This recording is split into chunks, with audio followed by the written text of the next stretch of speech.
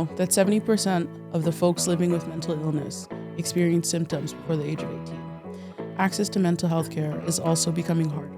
1 in 3 Canadians with a diagnosed mental health condition report that their needs aren't being met. Mental illness impacts individuals across all ages, education levels, income brackets, and cultures. Hello, folks, and welcome to Do Local Good, a podcast created by the United Way of Alberta Capital Region and the team of volunteers on the Gen Next cabinet. We feature stories and people from the Edmonton region to inform, inspire, and invite others to join us in building resilient and thriving communities. This podcast is recorded in Edmonton, Alberta, and we're grateful that we get to have this conversation on Treaty 6 territory and the Métis homelands and the Métis Nation of Alberta. Before we jump in, as we'll be talking about a variety of mental health topics today, a reminder that if you or a loved one needs support during or after listening to this episode, or at any time, you can always contact 211 for resources in your area. Hello, everyone. I'm Yawa Edie, and today we want to dig into the factors that impact mental health right here in the Edmonton region and the work that's being done to help. And today we're joined by two very special people. We have Daryl Lynn Bromberger and Laura Torgrimsen. Did I say it right? Yes. Torgrimsen, perfect. Two therapists working here in the Edmonton region to help us understand the concerns that are facing our community. But they're not just therapists. So we're going to get a little bit into like who they are outside of the therapy room before we start. So Darylyn is an artist, athlete, friend, sister, daughter, and last but not least, cat mom. How many cats do you have? Just one. Just one? Okay. Yeah. And she was born right here and resides on Treaty 6 territory, where she works as an art therapist and an intern mentor, which is a very important job at the Family Center. And to my right here, the lovely Laura is currently working as a clinical counselor and art therapist with an All In for Youth program through the Family Center. And when she's not running around with the kids, you can typically find her practicing yoga, teaching children's musical theater classes, or working on an art project, fitting for an art therapist. So luckily we had the chance to catch up with both of these lovely ladies before we actually sat down here today. So we're really looking forward to an awesome conversation. So thank you both for joining us today. Thank you. Thanks for having us. Awesome. Before we kind of get started into like the nitty gritty of, the mental health factors and everything, something that's really important is kind of getting to know you and why you do what you do, because we often find, and we talked about this kind of with, United Way, sharing your why is something that's really important, because you could have 10 people who are therapists all doing the same thing, but their reasons for doing it is so different and diverse. And I think it shows us a little bit more about who you are as individuals. So outside of just the work that you do, why you do what you do. So both of you already previously kind of shared your personal experiences on what influenced your path in working in mental health. So can you tell, well, we know, but can you tell the audience a little bit about a moment in your life that really solidified your desire to help others specifically in this field? Yeah. So I really draw on when I was little. I ended up having a lot of time that I spent in the children's hospital. I was sick a lot of the time. And for me, I did a lot of art. So I was in the hospital doing art all the time. And as I got older and just different things going on with family, different things going on with friends, I did always take on like a helper role. It was pretty normal for me. And it felt good. Like that's what I enjoyed doing. I liked caring for those around me. And so when I was in high school, I actually had a teacher who was like, "Oh, have you ever heard of art therapy?" And it blew my mind. I was like, no. No. What is that? What? Tell me more all about this. And so I kind of started doing some research, looking into the field, and I was like, absolutely, that's what I want to do. So it was the art therapy piece that actually drew me in first. And then when I was diving into all of that, it was realizing just the world of mental health. And I had seen a psychologist growing up, and it really made a world of a difference for me. I had seen my family members access mental health supports, and I saw the way that it impacted them.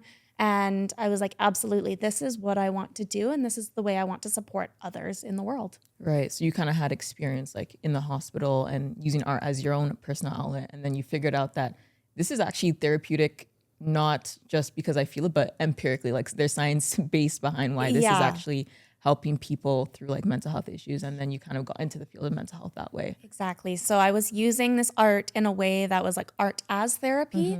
And then as I learned that there's actually an entire field about art therapy. And so that was where I wanted to learn everything I possibly could. And that's where I went down my path of learning about art materials, about learning about psychology, sociology, and figuring out ways that we could combine all of these things to help others. Super cool. So it's like your, they say villain origin story. It's your therapist, like yeah, origin my story. therapist origin story.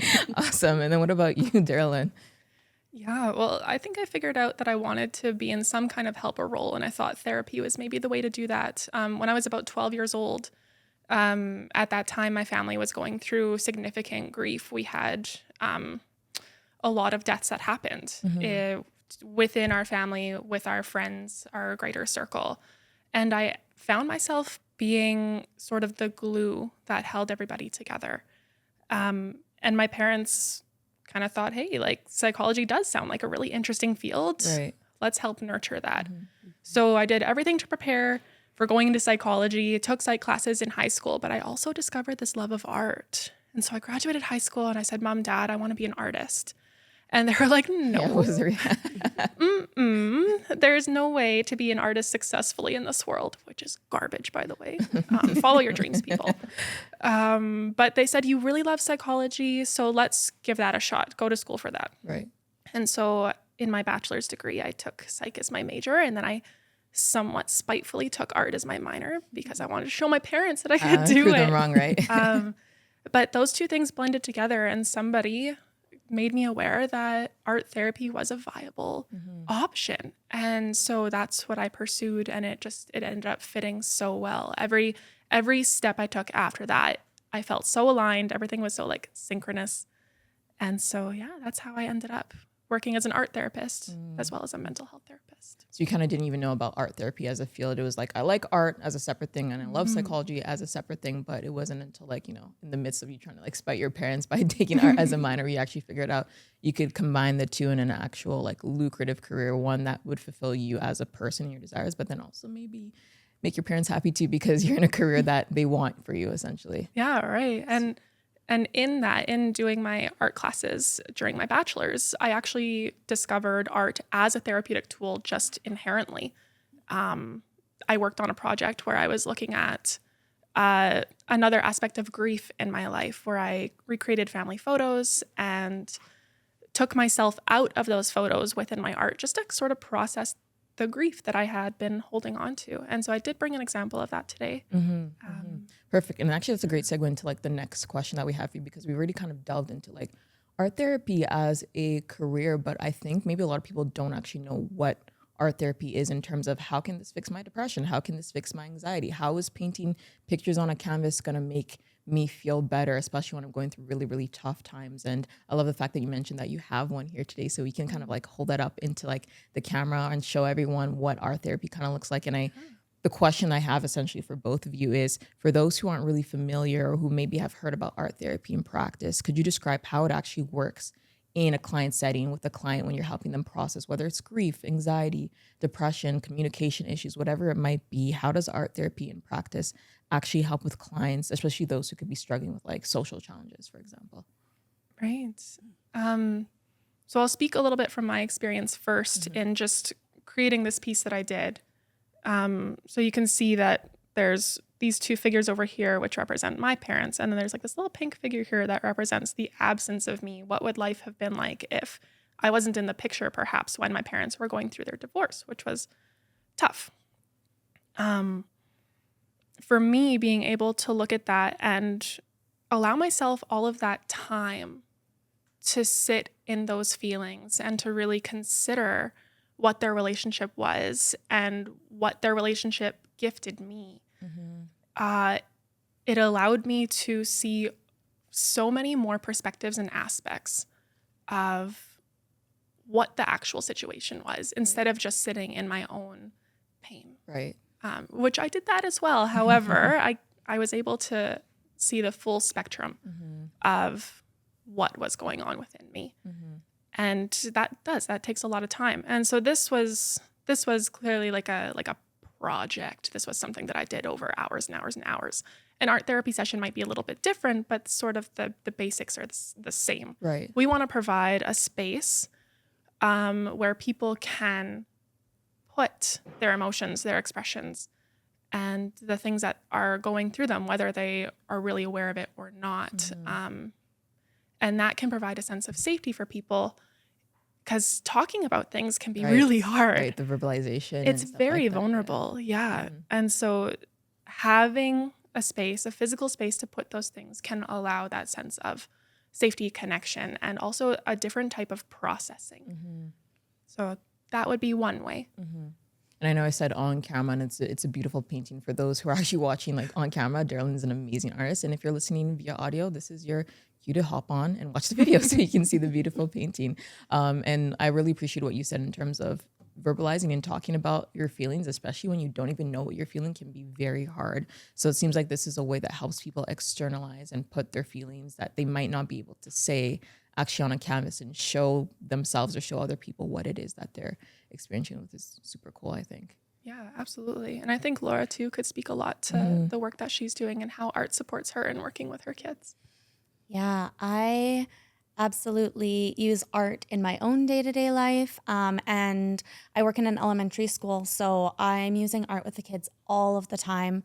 Many, many different mediums. And art is fascinating, and art therapy, because you can use it in different ways. Sometimes the art can be therapeutic just in, like, if I pick up some yarn and some knitting needles or a crochet hook, and I'm just moving and just getting in that flow. It doesn't necessarily mean I have to be thinking about big, big topics. Sometimes I am, and it's just nice to move and move through that. And then there's other times, like in Darylyn's example, where you're cognitively really working on something that maybe you're visualizing and you're putting all this metaphor in, and sometimes it's a bit more of a cognitive experience, and sometimes it's a bit more of a flow through experience of, okay, I have these feelings and I want to keep moving, or it's I have these feelings and I want to try and translate it into something that's visual instead of just having it all stuck winding around in my brain. So it's really neat. Like when I'm working in my personal art practice, I do a lot of pottery. And with that, there's a lot of steps in it. So I start out with like clay, and I wedge the clay and I prepare it. And that part I find much more of like a flow of just like smushing it. Sometimes if I'm really having a day, I'll pick up the clay and I smash it on the ground to soften it up. And people come from the pottery studio and they like look just to make sure everything's okay. And I'm like, clay is everywhere. And I'm like, got my headphones on, I got my loud music, and I'm just loving life. But then when it comes to, I'll throw it on the wheel, do all of the other steps, and then I might come to a spot where I've worked with this like product from the earth, and then I get to a point where it looks like a bowl, and I take my tiny paintbrushes and I sit there and I paint my little patterns. It's pretty mindful too. It's very mindful, and what's actually been found in some studies for the neuroscience of it is our bodies love patterns. Our brains love patterns. We naturally, like, right from the time we are infants, we hear a heartbeat, we hear a rhythm. Our breathing follows rhythm. It's really comforting to us. In the school all the time, kids will be using, without realizing, they'll be doodling and they'll be using little patterns of ways of like a regulation tool. And so finding ways to encourage that. But I also love things that are a bit more tangible. So working with textile arts is something that also I find so fascinating. So there was a kiddo that I was working with a couple of years ago at the school, and he was really frustrated because there was a toy in my office that he wanted. And he'd had quite a history. And so just given circumstances, it was not possible for him to go to a store and buy a toy just like that. He had toys that he no longer has because of moving situations, because of changes in households. It was hard for him to have things that were his. And so what I did is, rather than give him the toy and just kind of give in and say, okay, fine, yeah, you can just have it, I pulled out some sewing supplies and said, I have an idea. What if you created your very own version? And he was like, I could make it? My own toy? I could make it myself. And so I did. I pulled out fabric and googly eyes, and we looked at the toy and the things that he liked about it and the softness of it. And then he was able to make his own version. And at the end of it, and it was actually like a multi-session project, Right. which was really cool because he got to practice a little bit of delayed gratification in that sometimes you don't get it right away. You right have to away. wait for it, yeah. It's a bit of a process. And by the end of it, he had this toy that I think for the next like year and a half that I worked with him, he had it with him every day. He showed everybody. Everyone's like, oh yeah, there he goes with his chicken. This prize Yeah, possession. with his prized possession. And he would tell everyone how he made it. Mm-hmm. And that was so special because it gave him that autonomy of being like, when there's something that I don't have, what can I do? What kind of problem solving can I tackle and create something that's special? And like, even if things haven't been given to me in life, how can I make it work? How can I make it happen? That's amazing. So like within the process of art therapy, it's not just that working through the feelings and that therapeutic intervention, but there's also like the after effect where this sense of like affirmation and capacity and validation of what, you know, a child can do for themselves. Yeah, and it's such a spectrum because it's all art therapy. It's all incredible therapeutic work. And depending on the situation, you can go back and forth between all the different types of just working through something or having a product at the end that you can be extremely proud of. That's amazing. Oh, and as you were talking, because I didn't know too much about art therapy even like prior to this. So the things you're saying about the doodling is like really clicking because I'm like, you could probably see in my notebooks where I stopped paying attention by the amount of butterflies I started doodling because that was like my thing for like art therapy. I don't know, Rama, if you've experienced the same thing where you're just kind of like drawing. And now we know it's like a science-based thing or like a therapeutic intervention, which is super cool. And we kind of talked a little bit about like the factors that impacted mental health or what you use art therapy for when it comes to helping people with mental health challenges. So in either or both of your experiences, what are some of the most common social factors that impact mental health, specifically like in the communities that you work with? I know you're typically in the schools, Laura, and then Daryl Lynn, you're with the family centers. You probably get a wide range of people who walk in through your doors. So we're really interested in seeing like what are the common or maybe the most diverse social factors that have impacted mental health that you've both seen. Well, I can speak to at the family center. You're right. We get such a wide range of folks coming in with different issues and different capacity to access mental health services. So something that's really great about what we do at the family center with the help of the United Way is that we can offer subsidized counseling. So it's short-term goal-oriented counseling where people get an average of 8 to 12 sessions where they can actually come in and work on something, and we make sure that the barrier for them to get there is not the fee. Which is huge, yeah. Huge. So I think that's one of the biggest things that prevents people from accessing counseling, because at an average of $220 an hour in the community per hour, right? Like that's Pretty high. not accessible for most a lot of people, right? And most people's benefits, if they have them, don't necessarily cover as many as 8 to 12 sessions either. So if people are struggling financially, we can take that off their plate and help them get stabilized. We also have ways and resources that we can get people to be able to have other things stabilized in their lives. So if people are experiencing food scarcity and instability, we have places that we can refer them to get that going for them while we continue to focus on their therapeutic goals. So yeah, the issue of poverty is a big one that prevents people from coming in. And then just not knowing about services is another thing. Some people are shocked when they hear that the family center offers like this free counseling. Lack of information and lack of like knowing where to access the resources, you're saying is like a big thing. Absolutely. And then another thing too is that the trauma in the community can be a preventative factor in itself. It's one of the number one things that we treat, but it's also one of those things that people who experience a lot of trauma can be quite mistrustful of the systems, as you can imagine. Huge barrier. Yeah, huge barrier. And with marginalized folks in our communities, there's also mistrust there of what kind of system am I walking into? How is this run? What does it look like? Because the way that we practice therapy in Western society is, it's colonized, a lot of it, right? So we have to continuously work on decolonizing our systems in order to create more opportunities for people to access the services.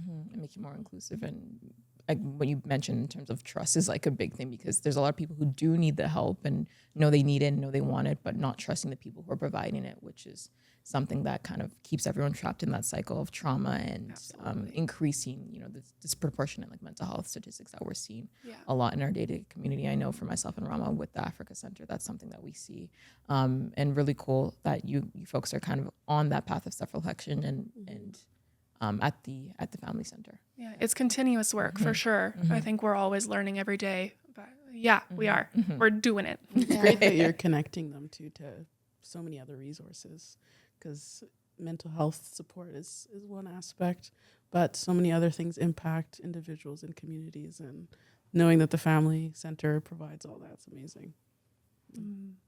Yeah, to build on what Darylyn said, it's not always the most accessible to necessarily sit somebody down at a table with a pen and paper and say, let's write down in English these different strategies. That is not always the most accessible way and the most helpful way for every type of population. So really listening and seeing what kind of tools do people already have in their toolbox. Is it that they have a certain kind of art, a certain kind of craft that they're already leaning on? How do you build up on that? Is it spending time with family? Is it cooking? There's so many cultural pieces that are naturally intrinsically therapeutic, and building up on that rather than doing this kind of colonized side of things, which is well researched and for some people works really well. But you have to really pay attention to who is it that you're actually working with. Are you helping them in the best way that helps them, or are you as the therapist like, well, this is what I learned in school. This is, you know, A, B equals C. This is how, from an academic standpoint, this is the best way to go about it. So a lot of cultural consideration to take in, and Absolutely. every culture has, you know, different forms of arts like that you just mentioned. So it's kind of like the onus is on you as a therapist to be able to kind of fill in the gap if you don't know, to learn how to know or see what already that they're doing that's helpful to them, which is making sure everyone has that tailored sense of support. So it's not like a one-stop shop or one size fits all. Essentially, it's what do you have that I can work with to help you get better, essentially. Super cool. Yeah. And just to briefly add to that too, is we do have to trust our clients that they are the masters and the most experienced in their own lives. They're the expert. So even if we're not completely aware of, you know, maybe every type of art that exists in the different cultures that we're working with, we're allowing them to teach us and working within that as well. So again, learning constantly on the go with the work that we're doing. So not establishing yourself as the expert in the room almost, but being like, I'm learning from you as much as you're learning from me. And Absolutely. It's so human-centered. Yes. Yeah. Super cool. And we kind of already talked a little bit about the All In for Youth program, which is an amazing partnership with United Way and other agencies. So Laura, for yourself, because that's primarily where you work out of, from what I heard, it's a pretty broad initiative. So could you kind of describe everything that it does, from, you know, working with the kids, different schools that you work in, anything related to that program specifically that you would want listeners to kind of know? Absolutely. The All In for Youth program is really cool. So at this current moment, there are 8 schools in Edmonton that are a part of the All In for Youth program. And there's partnerships with E4C, BGC Biggs, and the Family Center. So at the school that I work at, I am at one school full-time. It's an elementary school, but I've actually been in 3 different All In for Youth schools during my time with the Family Center. And I work in partnership with a success coach who helps kids with day-to-day activities. She does a lot of connecting, relationship building, and some conflict resolution, really encouraging kids to find strategies that work for them in the school, in their home. We also have a Roots and Wings worker, and she does a lot of home visits. She works very closely with the families.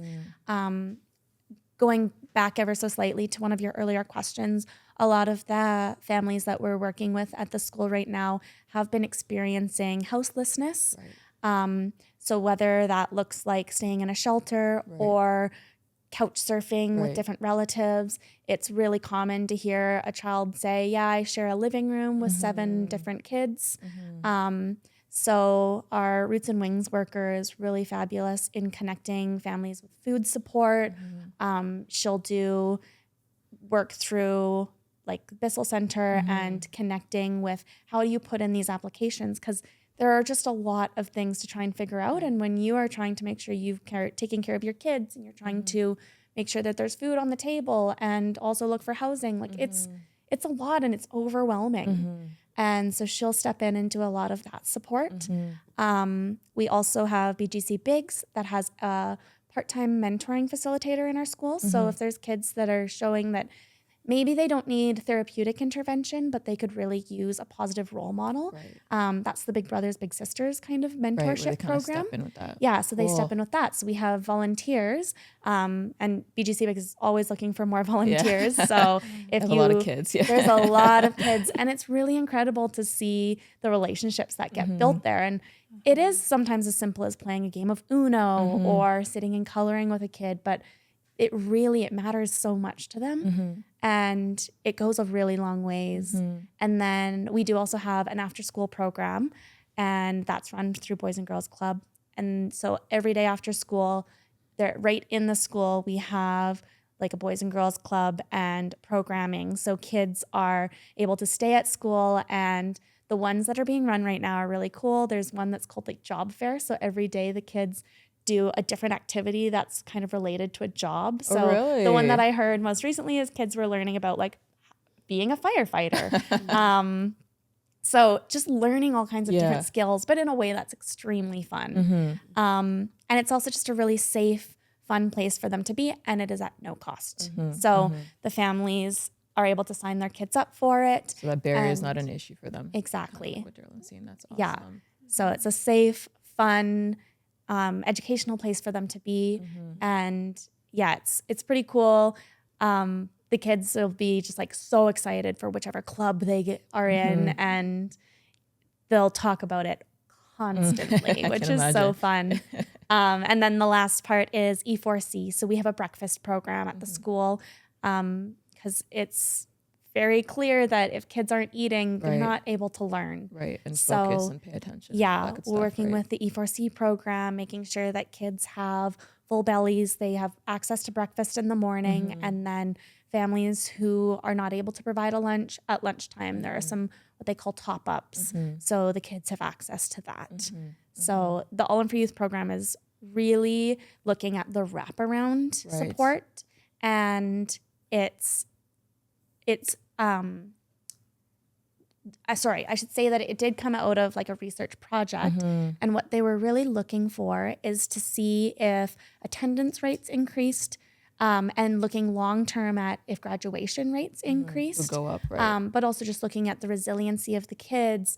And this is, I believe, the 8th year of the program. Wow. And the research has been kind of exactly what was expected. It has increased attendance. It has increased graduation. And it's absolutely clear when you're in the schools to see what an incredible impact it has. Such a success. Yeah, and it goes to show how so important that integrated approach is, because although you folks are doing the therapy, which is mental health is super important, it's kind of like you can't art therapy your way out of hunger. You can't art therapy your way out of, houselessness. So as much as those things are important, the work that you do in terms of referring people to social supports where they can either have, financial support, food banks, et cetera, is just as important, and going to make your work as therapists go a lot further than just, coming in, making a toy. As much as, that was amazing. If kids going home and there's no food on the table or they're sharing a room again, it's going to be hard to maintain that resilience. So I love the fact that you mentioned that, yes, the mental health support is amazing and important, but there's a whole wraparound service that is just as equally as important. And how young of kids do you see like within the All In for Youth program? Like what's the youngest and maybe like the oldest it goes up to? So the youngest that I work with is 5 years old. Wow. So I've been doing some training in play therapy. And so in addition to the art therapy, really getting down on the ground, playing in the sand tray, playing with Lego, meeting the kids where they're at, the same as we were saying with any kind of client. You want to meet them where they're at. You speak their language. So young is 5, Currently, I'm in an elementary school, so I work up to 12. 11 and 12, right. That makes But sense. we have All In For You schools that go all the way to grade 12, so Wow. up to 18. Wow. No one left behind. Yeah. It's the idea. Super cool. So Darylyn, we got to talk a little bit about what the Family Center provides. Could you tell us a little bit more about the services and offerings that we didn't get to touch on? Yeah. How people can access you. Yeah, for sure. So to get into that goal-oriented counseling that I had mentioned, so we have our drop-in program. So if you come in and drop in at the Family Center for free, your first session's always free, then you can get referred to the ongoing. And so sometimes people can get a lot from just a single session where it's solution-focused and strengths-based. We look at all the resources that people already have and help them to realize those things and then help them to make a plan to move forward and use those things. So the single session, awesome, great. And we have a bunch of different locations across the city where people can access that. And then the ongoing counseling happens at the office where it is subsidized. So you can pay usually as little as $5, sometimes nothing. And then you can do your 8 to 12 sessions. If extensions are needed, we do grant that because we, of course, see a wide variety of people and issues that are coming in. And some of the wraparound services that you guys are able to connect people to. Can you speak to some of those connections? Yeah, absolutely. So, for example, we have some of our Roots and Wings workers working in different family resource networks in the city. So we actually cover quite a large section of the city to be able to get people connected with those people that will come into the home, support them in getting that paperwork done, getting connected to places like the food bank. So we provide those referrals, of course. If people are coming in that have significant mental health diagnoses and concerns, we can get them connected to other organizations as well, through referrals to different mental health providers and or whatever community connections we think are a best fit. And the partnership with United Way, how has that impacted what the Family Center can offer, and how's that partnership been successful? We couldn't do what we do without the support from the United Way. There's no way we'd be able to subsidize the counseling for people if we didn't have that funding. That's it. We Able would to not help more people. do it. Yeah. So much of the work that you ladies do probably comes with so many stories. Can you tell us, a client or a situation that, reaffirms the work that you do and why you do it? I'll start with you, Laura. Yeah, I had one come up this year that just brought so much joy. So last year I was running some art therapy for anxiety groups. I ran a couple art therapy groups.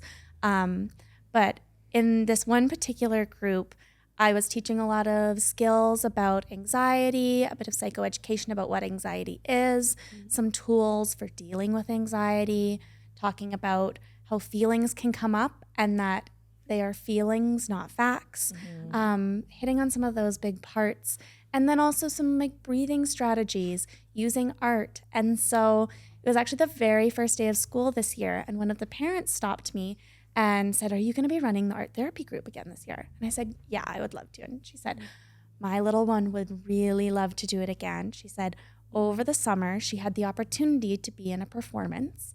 And so she's a little dancer, and she had the chance to be in a performance, and she was backstage.